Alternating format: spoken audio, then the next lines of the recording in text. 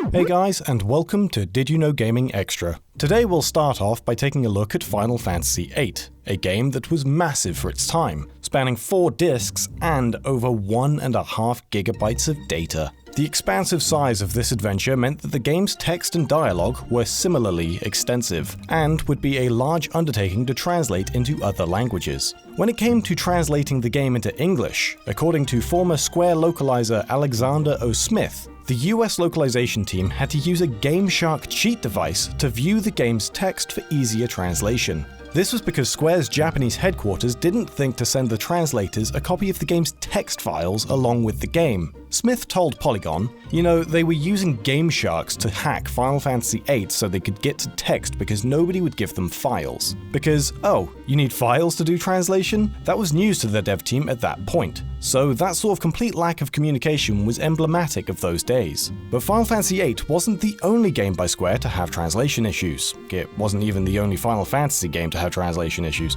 Final Fantasy VII is the subject of debate when it comes to poor translations, as many believe the game's Spanish translation to be among the worst localization efforts in gaming of all time.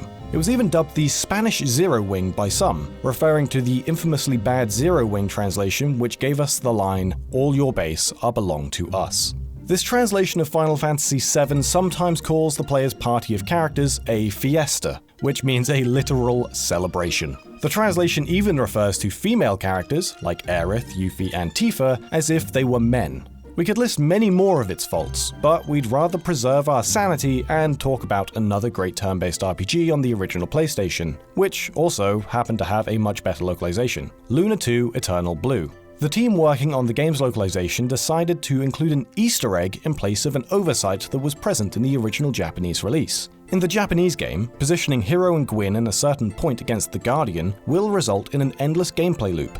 This is because, when killed, Hiro and Gwyn's bodies prevent the Guardian from moving to reach Lucia, and Lucia cannot attack in this battle, and thus, she cannot kill the Guardian. But if the same situation is replicated in the English version of the game, the small, cute, non-playable character, Ruby, will kill the boss with a single hit to stop the loop.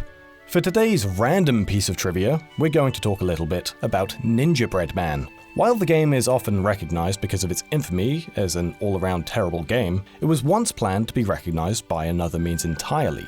The game was initially in development as a reimagining of the Zool series. Zool was considered to be a sort of mascot for the Amiga brand of computers in the early 90s, sort of similar to how Crash Bandicoot was closely associated with the original PlayStation. Data Design Interactive, the company who created Ninjabread Man, were given the rights to create an original title using the Zool license. But as a result of Zool's shareholders being unimpressed with the work that had been made on the franchise's revival, they revoked all of Data Design's rights to the property. Instead of losing the work that they had put into the project, Data Design reworked the project into an original brand, Ninjabread Man, and it was totally worth all of that work and is not a flaming pile of crap.